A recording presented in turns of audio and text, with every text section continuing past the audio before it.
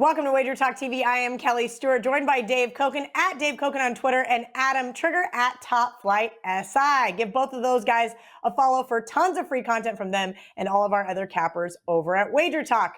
This is a game I didn't think was going to make our list, but here we are talking about it. The UAB Blazers +4 at Tulane, total of 55. Adam, I'm going to go to you first here. Now, we know that I typically focus on the Power 5 conferences, so this kind of Tulane team has kind of been a little under the radar for me, but now they're starting to get my attention. This line seems a little fishy. It looks like the sharp guys might be buying on UAB. Yeah, it does look fishy, Kel. You know, I tend to not want to play in the sharp action. I probably won't.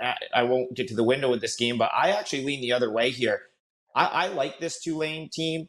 You know, they're back in New Orleans for the first time this season. The only home game they played, they got displaced because of the hurricane. So, you know, they're back at home. Should be an emotional night for them for the first time in front of their home fans. The other thing is, it's almost like Tulane's been a Power 5 team so far, because that's, you know, what the only thing we've really seen them play other than an FCS school, which was basically a televised practice, was two Power 5 teams in Oklahoma and Ole Miss. And it's hard for me to really, you know, put any stock into Tulane's numbers. Their defensive numbers aren't great, but those are two pretty big mismatches right there with Oklahoma and Ole Miss. And Tulane was maybe a play or two away from pulling a massive upset against Oklahoma in the first week of the season. They got beat pretty good by Ole Miss last week, which I thought might happen. You know, UAB is a pretty good team. They're right up there in Conference USA, but Tyler Johnson, their quarterback, is out here, and he's probably could be done for the year. He's at least done for the foreseeable future. Looks like it'll be Dylan Hopkins, who was good in relief last week, but you know, by the time he came into that game, I want to say it was like 24-0, and North Texas had already given up. With a full week now to prepare for Hopkins, I don't know that he'll have as easy of a time against Tulane. I think if I had to play this, I'm going to lay it with Tulane at home, their first home game of the season, first time back in New Orleans since the hurricane. A slight lean to Tulane here for me. Yeah, Adam, I'm in agreement with you here. Dave, can we make it a team ticket here on the Green Wave? No, reluctantly. Look, the Johnston injury is if you look at his numbers, it's really not that big, because he's by no means a star quarterback, but he's a kid who's been there forever.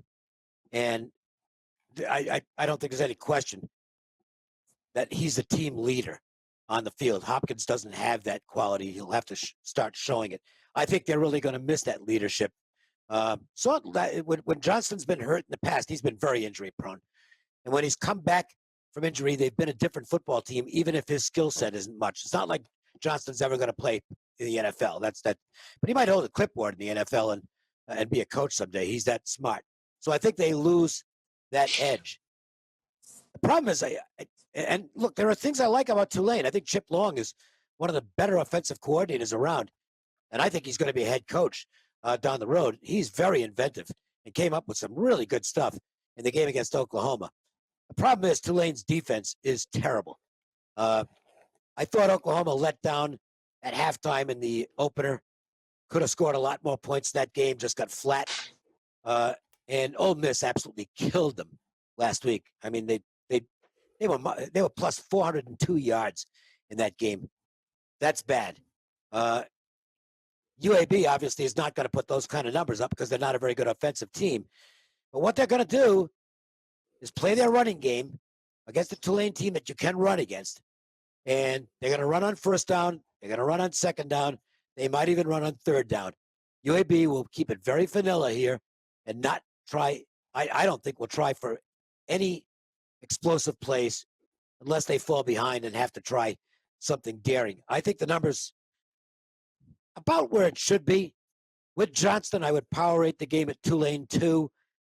I'm taking 2 points off. I think Hopkins is probably just as skilled, but he doesn't have what I was talking about before, that leadership quality on the field. So I make it 4. I lean to UAB, though. I got to tell you, this coach finds a way to compete, and I love what they did last week. They're coming out of a game where they just got absolutely spanked by Georgia. They got overwhelmed in that game. went on the road last week and they completely dominated North Texas. You can argue the Mean Green played a terrible game, but it was like 30-0 before the game. Game was over before it started. I think UAB just might have a little more continuity, and they are the better defensive team. So I'm going to lean to the Blazers plus the points.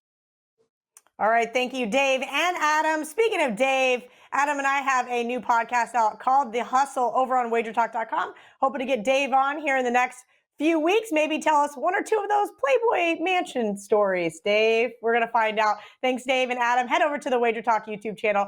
Check out all of our other videos and free content.